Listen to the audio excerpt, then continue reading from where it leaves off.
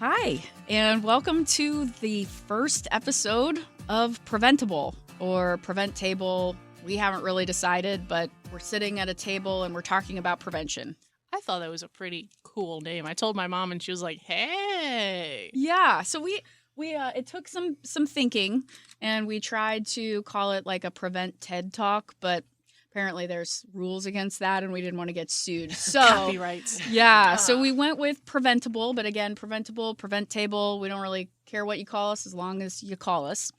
My name is Nichole, and I am going to be leading a series of authentic conversations talking about the intersection of substances and mental health on lives and just kind of people.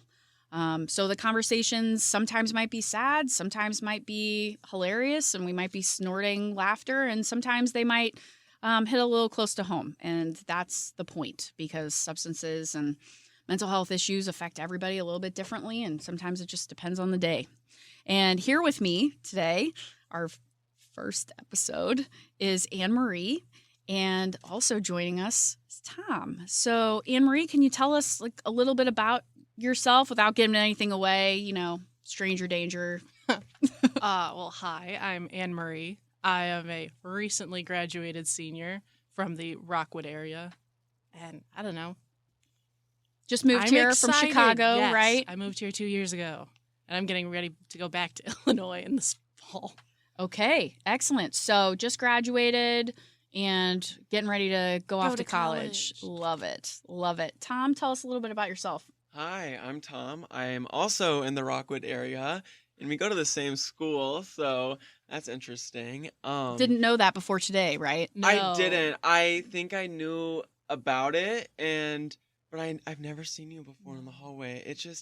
I just don't really see anyone anymore with this whole new COVID stuff. Yeah. But maybe next year, more people. Not you, of course, because No. you graduated. But yeah, I'm gonna be a senior next year, and college and all that stuff. Got to start thinking about that, but that's kind of where I'm at right now.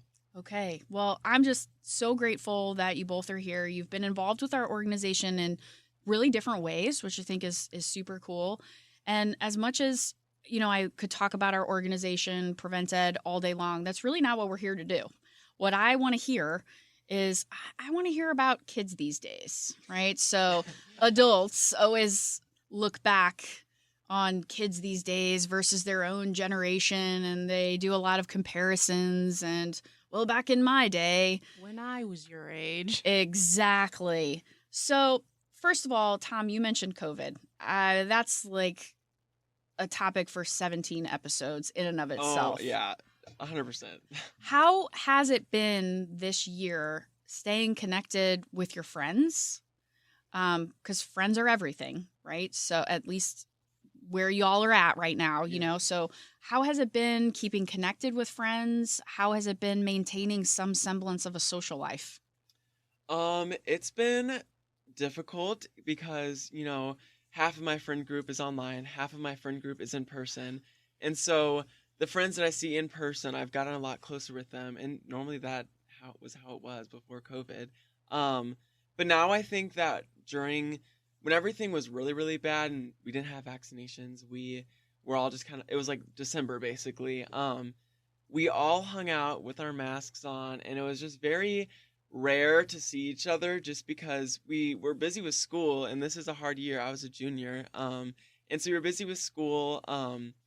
It was just really hard to see everyone and try to plan stuff because no one could really hang out. Some people, their parents were scared of COVID or getting it, or there was immunocompromised people, or it was just a whole ordeal. But I think now it's been a lot easier to plan stuff and hang out with people and see people and stay connected. But I would definitely say it was really challenging when everyone was virtual because everyone's kind of just doing their own thing, and some people just want to stay home, and that's kind of what people are used to. And so actually seeing each other in person was really interesting when it started happening, but we've had a few hangouts in the past few weeks, and it's all gotten a little bit easier. I would say most of us are vaccinated, so it's getting all that stuff away. Was it awkward at first? It was. But I think like even last year we saw all these people doing like they would hang out like in their cars in the parking lot. And now looking back on it, that's kind of embarrassing. Like, why did we hang out in a parking lot? But that's kind of what we started to do. And now where else were you going to hang out? Yeah, Let's be real. Yeah, no one's gonna have us over in the basement. So yeah, we've adjusted. It's gotten better. That's and, great. Yeah, I think it's so much easier now with vaccinations, and a year later, it's crazy. Annemarie, so as somebody who was relatively new to school, and then you sort of lose a whole, like, whoa, did you feel isolated? Did you have a connection where you like, get me out of here? Like, can you talk through that? It was definitely interesting because I moved here, 2019 was right before it started. Mm-hmm. So I started at one school. I got sick a lot that year. I had like 9 billion different illnesses ranging from pneumonia to other stuff. So I missed school there. So I didn't know anyone there. Then I switched schools. And then within like 3 weeks, COVID hit. So I still don't know anybody very well. I know like a handful of people, but I mostly worked to just try to stay in contact with my friends in Chicago and would try to work out like, okay, if I come up at Christmas, who can I hang out with and how long do I have to sit in my room by myself to be able to see them? Which was interesting, but it was definitely worth it to be able to see those people that I knew really well and to be able to see them again. Yeah. Especially because, like, you know, you have Facebook and Snapchat and texting and FaceTiming, and it's all good and fun, but there's a huge difference between sitting on FaceTime with my friend doing face masks and actually doing face masks and watching Grey's Anatomy together. So, okay, Annemarie, you said something that I am fascinated by. So I'm learning more about the way that TikTok has been used the last year. Don't worry, Tom. We're not gonna get a TikTok account. But I'm like really intrigued by this idea of what I have heard, and one of your peers told me about it today. This idea of performative activism. Oh, definitely. Oh my gosh. Okay, where you're just like posting like pictures of what? Okay, what is this? What is it? It's the people that like film themselves giving food to the homeless and like only doing things and doing it when there's a camera around, like the influencers or whatever you want to call them that do their activist things, but only when there's a camera around. And they do it to go, and I donated to this group, and I'm giving my time to this group, and I'm doing this and this, but they're not actually like trying to make. Do you see that around mental health too? Because I know there's people. Gosh, I heard somebody's Never taking ending. pictures of themselves crying. Oh, and then like posting it and to being show like, everybody "Oh, that they I'm have having all these emotion. feelings." Yeah. And you're like, okay, I appreciate you bringing awareness to this, but at the same time, you crying on my Instagram feed doesn't do anything to me. And it's kind of just like a one-time moment, and then they say something about mental health, but then you catch them 6 months later and they're saying something that would just be so rude, and to other people it's so rude. So it's like that's very performative. You're saying it in the moment, and I guess you mean it in the moment if you're going to post it, but then that's not really one of your true values that you carry with you every single day. It's like one of the actresses, I know Riverdale as a whole, everyone has lots of feelings about it, but one of the actresses on it has been really vocal about her issues with anxiety and depression the whole time, which is in my view, true activism versus the people that like posted a black square for Black Lives Matter. Yes. And that's all they did. Yeah, it's kind of just like a one-time moment. You say something once and then you're gone. And I feel like that is super, super, just like this whole last year, I think everything has been online too. So like, I guess that's what people resorted to. But the people post one thing about one issue and that's it. They never say anything about it again. So it's very performative, and it doesn't really do anything when you just say it once. Do you call people on it? Like, I call my friends on it. Oh, okay. I feel like I need to start doing that because what you're saying, I'm like, oh, I have friends that do that. I know what's happening. I've had a few friends that did the like black square thing, and I texted them later. I was like, you realize that if you use the hashtags and everything, you're just blocking out actual black content creators, right? I'm like, you gotta like think this through a little bit more. So like, I call my friends out and my family out on it. I don't call celebrities out on it because I'm me. Yeah. What am I gonna do? What's one person out of their millions of subscribers gonna do? So, but I feel like you said, it's easier to make. Story. Kidding. Go ahead. It's Keep easier talking. to make an impact when you talk like you said with your friends, and because you start small and then they go tell their friends and their Right. friends, and it just kind of builds from there. Yeah, and I used to I would see all these posts, and I see a lot of people reposting them, and I think that's great, and I think these posts that are very educational about any sort of topic are super helpful and help other people see it. But at some point, it's not necessarily doing anything, and for me, it's more I just like to educate myself on an issue, and I don't feel like I have the need to post it, because as long as I'm educated about something and I am following up with it, I don't think I need to show everyone else in the world 100%. okay, I know this. I know that I am educated about it. Why do I need to tell everyone else? So do you think that, I think I kind of know the answer to this, but I'm interested in your perspectives. Do you think that that is a function of age, where people will put kind of public cries for attention or cries for help or, oh, look at me?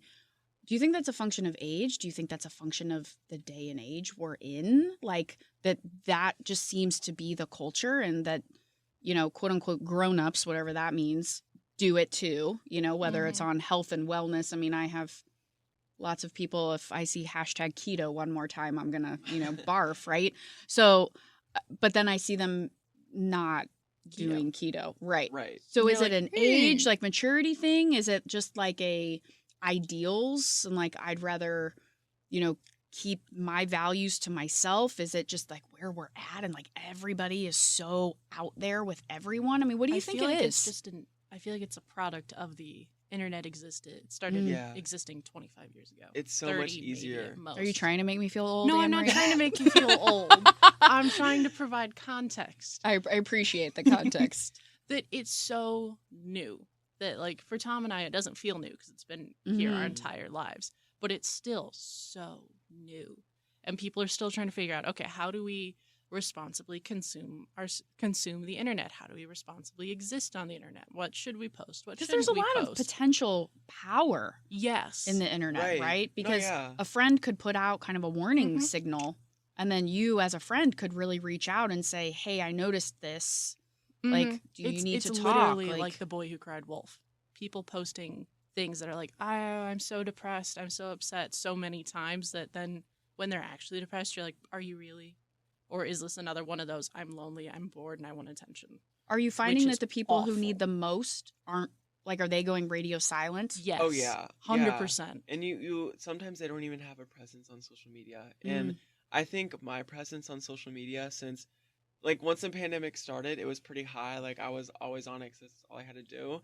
But then I recently just, and I don't want to, digress, but it's just, I recently just got rid of TikTok in January, and because I used to be on it, and I'm like, what is the point of this app? It just wasted so much of my time, and it's so much easier to educate yourself on something, or even just think about other things whenever you're not on it.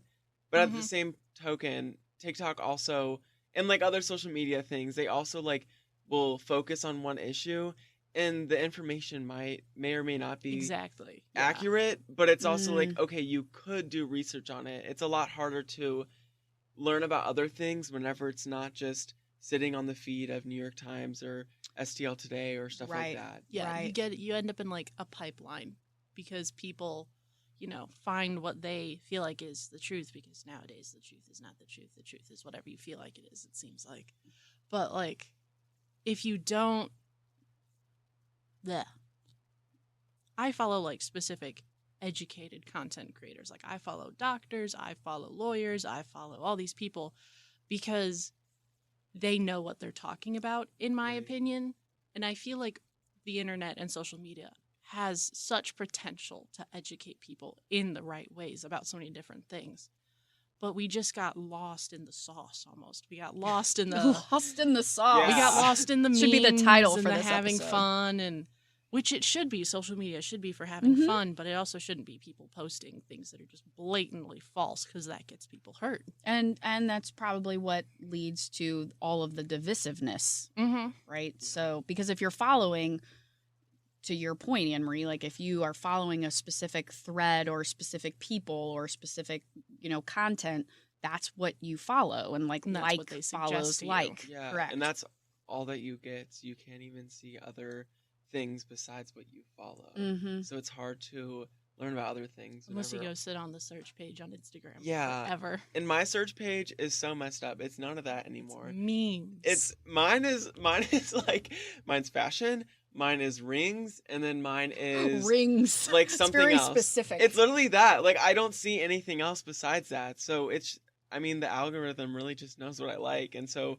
I really only see like the little notifications, New York Times sends me, and I'm like, oh, let me go learn about that. Me too. And then it wants me to do a subscription. So it's really hard. I got lucky. The library for our school has a New York Times subscription for the students.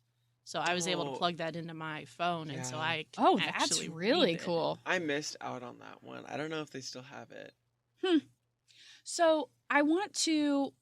I'm loving this conversation, by the way, and I am learning all kinds of new things. And I want to I want to kind of draw this part of the conversation to a close, because in the next episode, kind of the part 2 of our conversation, I want to dig in a little deeper about how you've approached it if you've had friends you're concerned about, how those conversations went.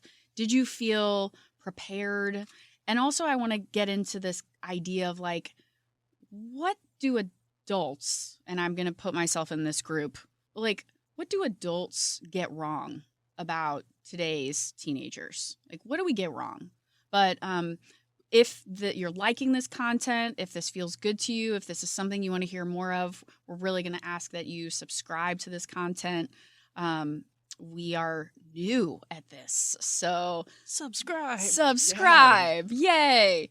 Really appreciate you listening today. And like I said, tune in for the second episode of the PrevenTable or PrevenTable.